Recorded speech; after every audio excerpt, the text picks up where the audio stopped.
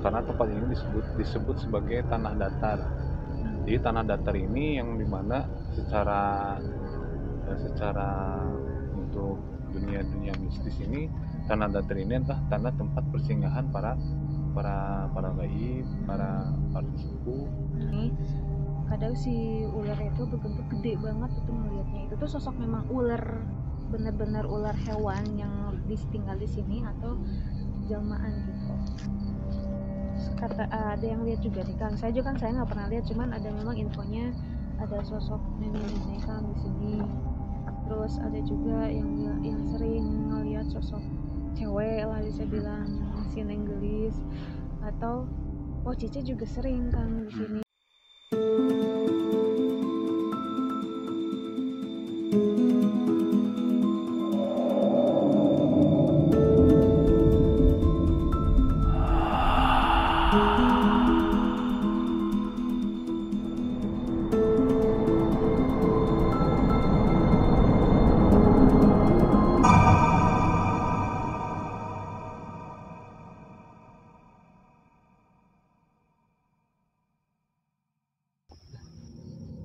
Selamat malam, selamat berjumpa lagi di Misteri Angels Diary bersama saya Novita Angel. Jadi pada malam ini kita masih ada di lokasi Kota Cimahi, yaitu di daerah Cipagran. Jadi kita ini bukan berada di lokasi kayak misalkan horor atau angker. Jadi ini adalah tempat keramat yang menurut warga sini ini adalah salah satu tempat yang menjadi tempat sesepuh, karena sini juga ada pohon beringin yang memang lumayan ada sesuatu juga di situ yang memang info yang beredar itu ini adalah menjadi salah satu titik tempat bersejarahnya atau lahirnya Kota Cimahi. Jadi nanti kita juga akan bahas itu mungkin salah satunya. Kita mungkin ada apakah di sini tuh sehingga menjadi tempat salah satu titik sejarah bermulanya atau awalnya Kota Cimahi atau kelurahan ya, berarti Kelurahan Cipagran di sini. Dan memang ada kabar juga di sini tuh ada sosok penjaga, yaitu berbentuk ular yang sangat besar. Jadi kadang ada beberapa orang juga yang lewat sini karena ini memang jalannya tuh masuk perumahan komplek gitu. Jadi orang pasti akan lewat ke sini, dan itu ada beberapa orang yang sering melihat sosok ular ini.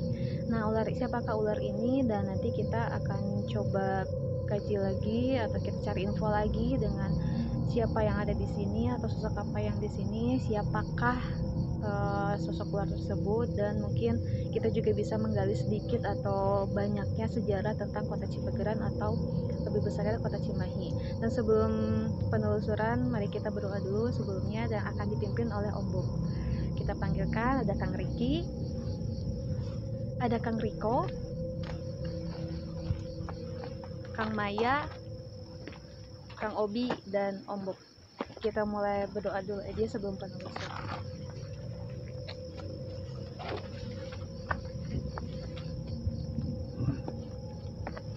Sudah siap semua? Siap. Assalamualaikum warahmatullahi wabarakatuh. Waalaikumsalam. Seperti biasa sebelum penelusuran kita berdoa dulu supaya diamankan dari apa yang tidak diharapkan. Bismillahirrahmanirrahim. Al-Hadirin.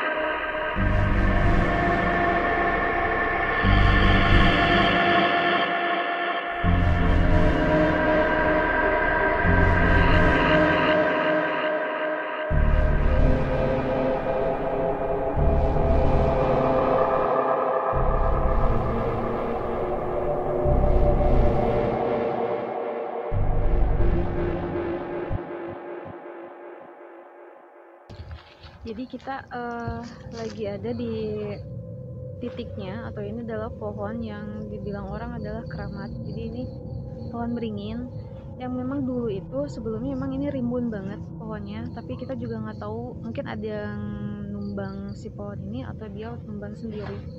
Jadi udah tinggal sepotong aja, tapi ini nggak meninggalkan sisi keramatnya memang di sini, karena ada juga beberapa sesepuh yang ternyata ada di sini gitu. Nah ini kita sebelum masuk ke yang tadi saya bilang, kenapa di sini menjadi satu titik tempat bersejarah atau awalnya ada yang namanya Cipageran atau Kota Cimahi, kita bahas dulu sosok mungkin yang sering banyak orang bilang itu ada sosok ular. Kadang itu bisa menampakkan sama banyak beberapa orang yang lewat sini. Itu siapa sosoknya? Nanti kita coba bahas sama Kang Maya. Assalamualaikum. Waalaikumsalam. Jadi gimana guys? Jadi gimana Kang? Yang katanya kan menurut orang di sini tuh yang lewat di sini, kadang si ular itu berbentuk gede banget itu melihatnya. Itu tuh sosok memang ular, benar-benar ular hewan yang tinggal di sini atau jelmaan gitu. Kata orang dulu mah disebut nanti ular jadi-jadian. Bisa dibilang siluman. Ular jadi-jadian. Terus kalau yang Kang Maya lihat memang benar itu ada di sini. Ada. Besar banget. Sebesar, kalau disebut sebesar Emang gede banget. pohon Ya? ya. Sebesar pohon. Emang jadi gede banget. Jadi sebenarnya posisinya atau perannya di sini itu sebagai apa sih? Atau memang udah dari dulu Memang tinggal dari di dulu sini? di sini. Memang sosok itu di sini. Jadi apakah sosok itu mengganggu orang yang lewat atau gimana Kang? Kalau ngeganggu enggak sih, cuman kadang kalau suka kewenehan, Suka kewenehan. Kalau kadang tuh orang kalau lagi suka lihat, oh, suka ngeliatin. Ada berapa sih ular itu? Cuman satu. Satu aja. Itu bisa dibilang penjaga sini bukan Kang? Bisa. Soalnya udah lama sih, udah dari dulu. Dari dulu memang di sini. Terus jadi memang dia memang sengaja nampakin ke orang karena memang sini ada ternyata bukan satu gitu yang lihatnya. Kadang ada cerita kalau dia tuh ternyata ada beberapa orang yang lihat gitu ya, atau memang dia ada maksud ke orang itu, posisi dia tuh ngasih tau ada di sini atau memang ada maksud lain sih Kang? Ngasih tahu aja. Jadi Cuman enggak, bahwa ada dia di sini. jadi memang nggak ada maksud apa-apa ya Kang? Itu tapi bukan berarti dia mengganggu juga Kang? Bukan. Kalau sekarang posisinya lagi di mana ya? Kalau posisinya sekarang lagi di situ. Nah, Di situ. Merasa terganggu nggak sih Kang pas lihat kita? kalau keganggu sih ya pasti ya. Kalau misalnya maaf ya, kalau misalnya itu betina apa jantan gitu Kang? Jantan. Oh jantan. Emang udah dari dulu di sini gitu. Terus yang Akang lihat selain sosok ular itu apa aja Kang di sini? Kalau di sini ya mungkin Kang Iki lah lebih tahu. Ya, pokoknya yang Kang Maya lihat mah memang jadi si sosok ular itu memang betul ada. Ya, jadi dia nampakin ke orang-orang bukan maksud mengganggu atau apa, tapi memang ngasih tahu kalau ada di sini gitu. Oke, jadi untuk sosok ular itu memang menurut orang-orang yang pernah lihat itu ternyata memang benar adanya. Menurut Kang Maya yang lihat ternyata posisinya ada di sini juga di pinggiran kita. Itu tidak bermaksud untuk mengganggu, tapi memang dia cuma ngasih tahu aja memang ada orang aja yang kawenehan gitu ya. Ternyata ngasih tahu kalau saya tuh di sini, mungkin lebih bermaksud kan ini sebetulnya tempat makam umum dan juga tempat keramat, barangkali ya ngasih tahu aja di sini tuh ada sesuatu yang harus dijaga, jadi nggak boleh berbuat apa-apa gitu ya Om ya, Kang. Oke kalau gitu mungkin Dan namanya juga itu namanya juga dari Sunda ini. oh apa siapa kan Namanya juga si Bujang. Si Bujang. emang sebutan atau emang namanya Kang? Emang namanya. Namanya si Bujang. Nah, Terus aja apa tuh Kang? Mbak gitu. nggak ada pasangan. Namanya si Bujang nggak ada pasangan. Oh jadi memang dari dulu tuh sendiri gitu. Ada sendiri. Terus dia tahu nggak Kang, maksudnya di sini kan udah dari lama kan maksudnya kalau sosok yang begitu bisa diajak ngobrol lah sedikit mah gitu kan. Di situ mungkin sebelum adanya rumah-rumah atau ada Cipageran itu apa dulunya gitu, kerajaan biasanya kan apa gitu. Kalau dulu ini mah sebetulnya mah kayak ini mah leuweung. Ya. Terus si ular ini ada tuh, si bujang ini ada tuh emang dulu atau apa ya, kalau dulu kan ada istana cuma kumaha atau emang habitatnya di situ? Emang dia dari dulu di sini. Kalau istana nggak ada sih. Nggak ada di sini. Terus di sini memang sebut keramat tuh salah satu titiknya kan si pohon beringin ini. Nah, Itu kan dulunya tempat kumpulnya kesepuhan. Di sini tuh. Jadi dulunya teh di sini teh enak, nyaman. Jadi tempat berkumpulnya kesepuhan di sini gitu. Si ular ini memang pas dari zaman berkumpulnya si sesepuh tuh memang udah ada kan. Kalau gitu jadi nanti jadi memang betul ya adanya memang ular itu ada, namanya si bujang kan ya. Jadi memang udah ada dari dulu semenjak memang tempat ini dijadikan oleh tempat berkumpulnya para kesepuhan di sini, memang si bujang ini udah ada gitu. Kesepuhan itu dari Sumedang, dari Cianjur. Emang banyak gitu kan di sini. Kalau sekarang masih ada kan, misalkan masih dijadikan tempat berkumpul nggak di sini? Masih. Oh, masih ada. Terus di sini teh kalau ini mah ada 2 tempat. Kalau di wilayah ini sih Bandung Barat. Ini kota Cimahi ya. Satu lagi di Bandung Barat ada. Di Salacau. Sama itu juga. Oke, nah itu kita coba bahas masalah mungkin ada berita-berita lagi lain kan yang sini tempat menjadi salah satu titik tempat bersejarah juga, nanti kita bahas dengan Kang Riki ya.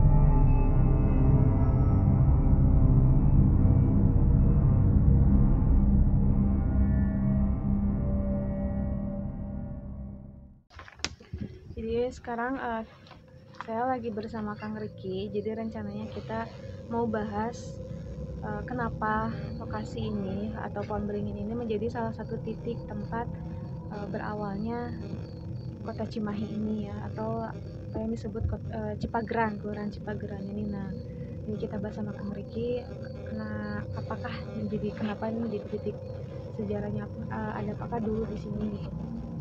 Sebetulnya sih kalau untuk sejarah kenapa ya di sini menjadikan titik awal mulai lahirnya berdirinya kota Cimahi atau Kelurahan Cipageran, sebetulnya yang tadi disebutkan oleh Kang Maya, sebetulnya ini ada titik pusat kumpulnya para kesepuhan-kesepuhan zaman dahulu, karena tempat ini disebut sebagai tanah datar. Jadi tanah datar ini yang dimana secara untuk dunia mistis ini, tanah datar ini adalah tanah tempat persinggahan para gaib, para sesepuh. Terus juga di sini sebetulnya disebut tanah datar, tapi masih masuk daerah tinggi gitu. Jadi tanah datar itu dia daerahnya tinggi, tapi atasnya itu datar, makanya disebut sebagai tanah datar. Nah, di sini sebetulnya simbol dari pohon beringin ini adalah simbol sebagai patok, sebagai titik atau mungkin titik nolnya kota Cimahi disimbolkan dengan pohon beringin di sini. Nah, tadi yang mitos-mitos tentang keberadaan ular besar itu, sebetulnya ular besar itu adalah ular yang sebagai ukuran untuk seberapa luas kota Cimahi. Jadi kalau simbol tadi saya udah berkomunikasi dengan Kang Obi juga, terus Kang Obi juga melihat bahwa ternyata ular ini adalah sangat besar sekali, dan ular ini adalah sebagai tadi telah ukur berseberapa luas panjang dari kota Cimahi ini. Tadi dilihat itu bahwa kepala ular ini yang ada di sini itu adalah berada di perbatasan antara di Sarua. Mungkin kalau ada Perompong itu untuk kepala ularnya, sementara untuk ekor ini dia masuk ke Cimahi Selatan di sini perbatasan dengan ujung ekor ujung ekornya. Jadi kalau secara gaibnya sih sebetulnya ular ini menandakan bahwa luasnya kota Cimahi. Jadi ular itu sebetulnya simbol. Nah, terus bagaimana dengan orang-orang yang ternyata kalau dibilang itu kawenehan melihat ular tersebut gitu Kang? Itu jadi apakah ada maksud tujuannya si ular tersebut memperlihatkan sama orang-orang tertentu? Ya jelas lah bahwa ular itu adalah mengandung pertama tadi sebagai simbol patok ukuran kota Cimahi, dan yang kedua itu adalah simbol bahwa di sini itu adalah sebagai ada sesuatu misteri yang memang harus dilestarikan dan dijaga, bahwa dengan datangnya ular itu melihatkan penampakan kepada warga di sini sebagai bukti bahwa dulu di sini itu adalah tempat bersejarah itu sebetulnya. Dan ular ini sebetulnya dua sebetulnya, karena memang selain daripada panjang juga harus lebarnya juga di sini diukurnya di situ. Jadi sebetulnya maksudnya dua ular. Dua ular, jadi bukan satu ular tapi ada dua ular sebetulnya. Dua ular ini memang ada di sini gitu. Ada, karena emang di sini pusatnya. Jadi kalau dilihat secara mata batin ini bahwa ular ini panjang banget, dia besar sekali sehingga menjadikan batas atau patok kota Cimahi itu sendiri gitu. Ular ini. Nah, ular ini istilahnya adalah bukan dari bangsa siluman ya sebetulnya, tapi ular ini adalah istilahnya penjaga yang dimana ditugaskan oleh para karuhu dan para sesepuh zaman dahulu sebagai pendiri dulu si Cipageran sebelum kota Cimahi mendirikan salah satu kelurahan Cipageran. Ular ini adalah ditugaskan untuk menjaga sebetulnya, untuk menjaga. Jadi untuk menjaga tempat ini sebetulnya ditugaskan di sini. Gitu. Jadi memang nggak ada maksudnya untuk mengganggu orang-orang, memang untuk menjaga aja gitu. Untuk menjaga, cuman di beberapa waktu, di suatu waktu ini ular ini sebetulnya ada dari makhluk-makhluk yang lain yang sering menampakkan sosok ular ini gitu. Jadi ada yang mungkin dari istilahnya makhluk yang jahil gitu, dari gaib tapi jahil, dia menampakkan sosok ular di sini gitu. Biasanya sih seperti itu gitu. Padahal memang bukan sosok yang sebetulnya. Terus kalau si ular ini berarti bisa diajak berkomunikasi kan? Bisa diajak komunikasi ular ini. Terus juga di sini tuh selain daripada ular juga kan di sini tuh terkenal dengan adanya suara gamelan. Jadi sebelum adanya perumahan berada di sini dekat sini ini sering terjadi setiap malam Jumat itu sering terdengar suara gamelan. Nah itu ada. Dan karena sesepuh-sesepuh yang di sini yang istilahnya pendiri kota Cimahi di sini kebetulan dia adalah selain daripada tinggi ilmunya juga dia seorang seni. Seorang seni. Artinya orang yang menyukai seni. Seni, dan seni itu dia bergamelan. Jadi memang musik gamelan ini memang dari si karuhan sendiri ya. Betul. Jadi kalau setiap malam Jumat ini dia sering terdengar, masyarakat di sini ini sering mendengar suara gamelan kayak ada orang hajatan. Tapi jadi bukan suatu momok yang menakutkan sebetulnya suara gamelan itu ya? Bukan, karena emang di sini sebetulnya ada lorong sebetulnya. Jadi kalau dilihat ini sebetulnya ada sebuah pintu, mungkin saya bilang sih sebuah pintu gerbang untuk masuk ke dimensi alam yang lain. Nah di sini. Jadi kalau hanya orang-orang yang bisa tertentu lah, karena saya pun juga nggak bisa, tapi saya tadi dapat informasi dari kaum di sini bahwa ini adalah pintu gerbang untuk masuk ke pintu alam dimensi yang lain. Nah katanya bisa masuk ke alam jin, istilahnya bisa lewat sini, dan juga bisa masuk ke dimensi alam para karun bisa di sini. Alam paru-paru pun juga lewat bisa di sini, maksudnya ada lorongnya di sini. Ada lorongnya di sini. Jadi ini adalah salah satu titiknya memang di sini. Oke, jadi sebetulnya sosok ular tadi juga memang ada yang menyerupai gitu. Jadi yang memperlihatkan ke orang-orang ternyata memang itu tuh ya ada yang menyerupai makhluk lain lah, istilahnya jahil, tapi sebetulnya sosok ular tersebut adalah penjaga yang ditugaskan oleh Karuhun di sini, yang artinya tempat ini harus dilestarikan, dijaga, karena memang ini adalah keramat menjadi salah satu titik ya berlahirnya Cipagran, atau nanti juga menjadi berlanjut kota Cimahi ya kan. Gitu.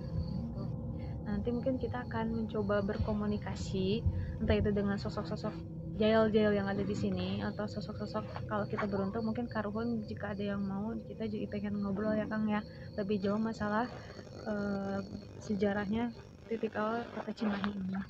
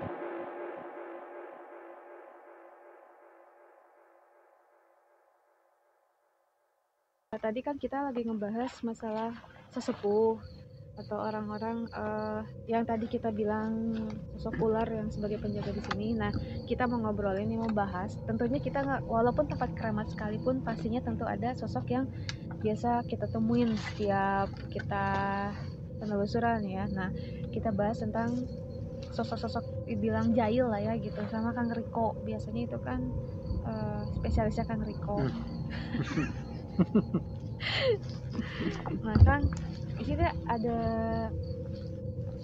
ada yang lihat juga nih Kang. Saya juga saya nggak pernah lihat, cuman ada memang infonya ada sosok nenek-nenek Kang di sini. Terus ada juga yang sering ngelihat sosok cewek lah bisa bilang, si Neng Gelis, atau Cice juga sering Kang di sini. Nah, posisinya di mana aja tuh? Ya kalau posisi mah aku di sana. Yang cewek berarti. Terus yang nenek-nenek di mana? Yang tadi kita lewati, emang dia mah udah lama. Emang sih di sini mah yang bukan penunggu ya, emang udah pada lama semua. Jadi bukan pendatang, jadi emang udah mereka nasab di sini. Jadi nggak ada pendatang dari mana. Kalau yang jahil enggak sih, kalau saya enggak terlalu jahil, mungkin emang udah kebiasaannya mereka atau ya lalu lalang, jadi mungkin kadang kelihatan kadang enggak, emang udah kesehariannya mereka kayak gitu. Kalau emang lagi manggil yang ada manggil Cica juga ada di sini. Jadi kalau jenis Sobo mungkin bisa dibilang ada beberapa. Juga ada. Cuma ada beberapa. Oke. Terus yang biasanya kan mereka kayak si Neng Gelis kayak apa itu biasanya suka, mereka tuh pengen eksis biasanya kalau ada kita di sini tuh. Nah kira-kira ada yang mau diajak ngobrol nggak sama Kang Riko? Ya sebenarnya kalau emang pengen eksis ya pasti pengen eksis lah, namanya juga Neng Gelis. Kalau emang diajak ngobrol pasti jawab dia juga kalau mau tanya gitu kan. Diajak ngobrol mungkin kalau nggak salah mah nenek-nenek mungkin yang paling sering orang tuh saya juga tahunya tuh nenek itu karena banyak yang lihat kan gitu. Itu memang sengaja nenek itu si sosok ini tuh memperlihatkan sama orang-orang. Jadi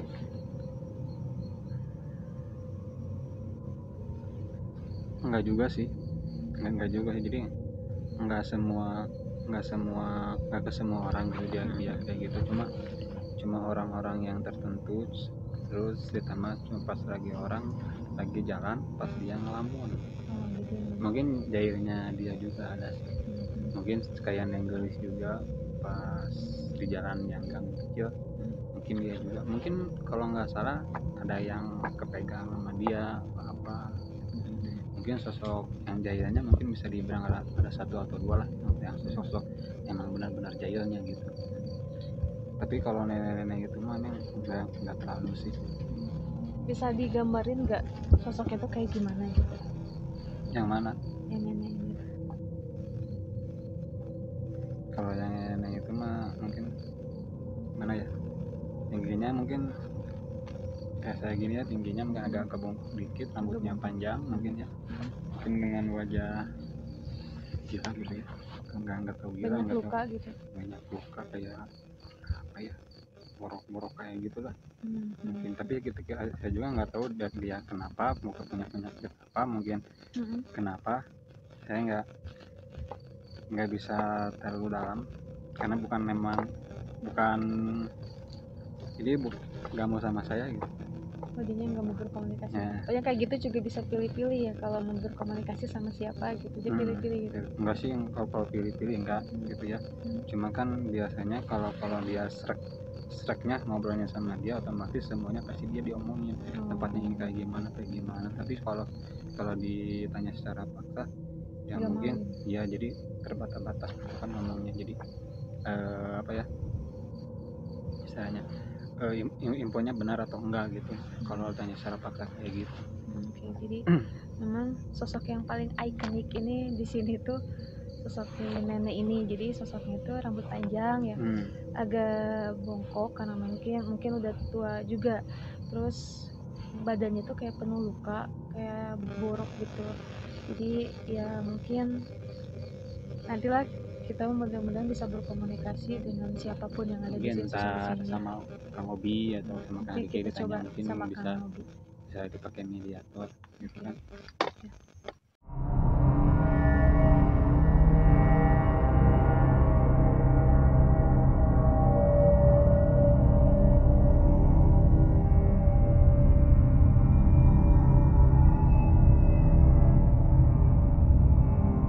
Jadi tadi kita sambil mencoba berkomunikasi sama yang ada di sini, kita coba Kang Maya kayak melihat atau menemukan kayak pusaka gitu lah, kalau kita bilang pusaka.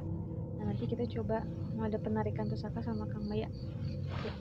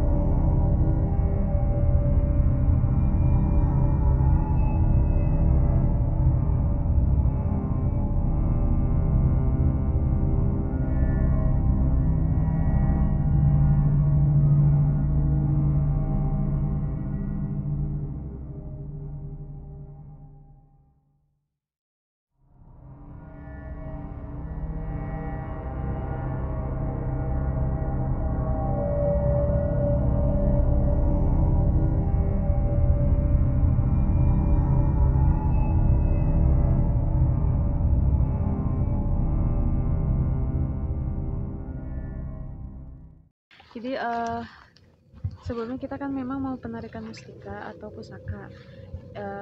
Memang ada haknya kita kalau memang pusaka itu, kalau memang udah harus haknya itu pasti akan dapat.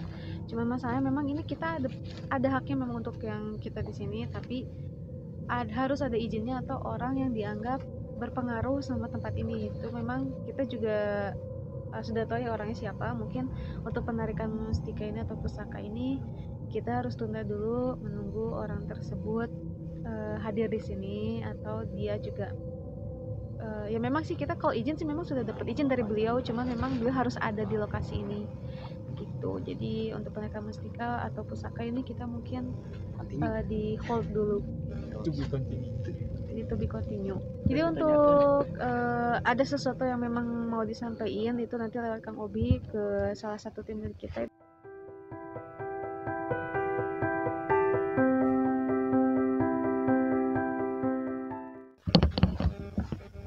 Jadi kita mau coba mediasi, ada yang mau masuk, mungkin komunikasi dulu sama Kang Rif.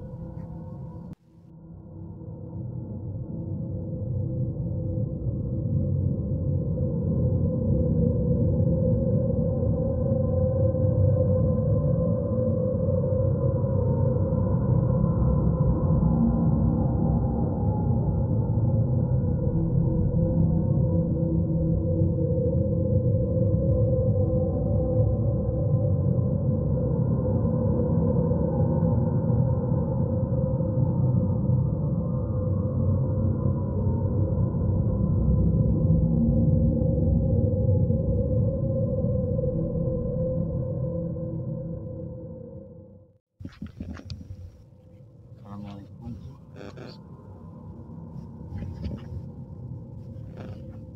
Mana mang ya? Kumaha? Gimana? Jangan kumaha? Ya kami langkah leng-lengan sedayana.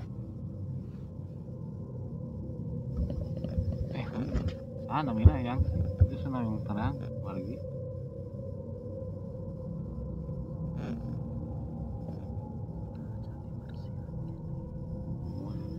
Sudah pelaka sanes yang lagi sanes kerbuat wilayah penjengok sama dan kena badan sepakat sanes kemudian lebat kami mat dia bersihan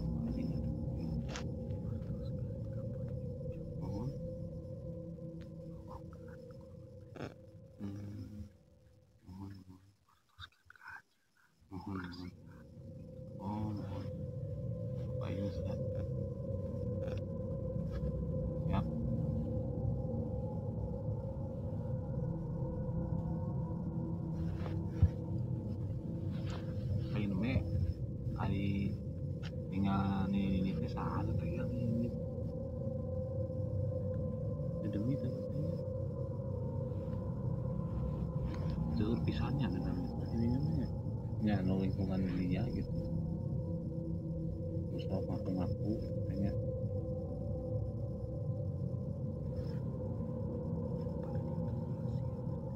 apa itu terusnya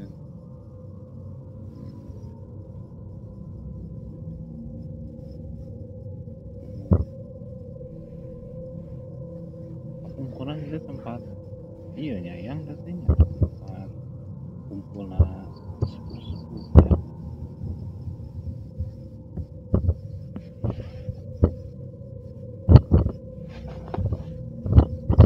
Nah hari itu alim ya yang alim nyarios pemilih itu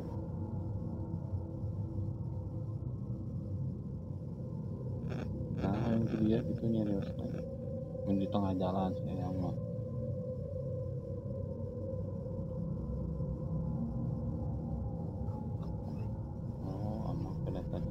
nya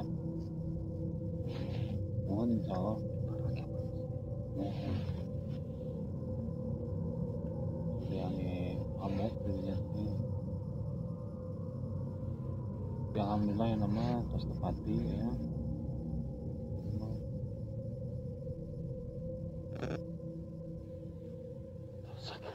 mohon atau mohon ke sana Waalaikumsalam warahmatullahi wabarakatuh.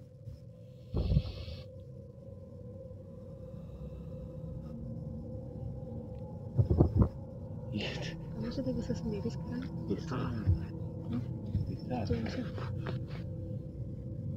Mami ke sana? Leser.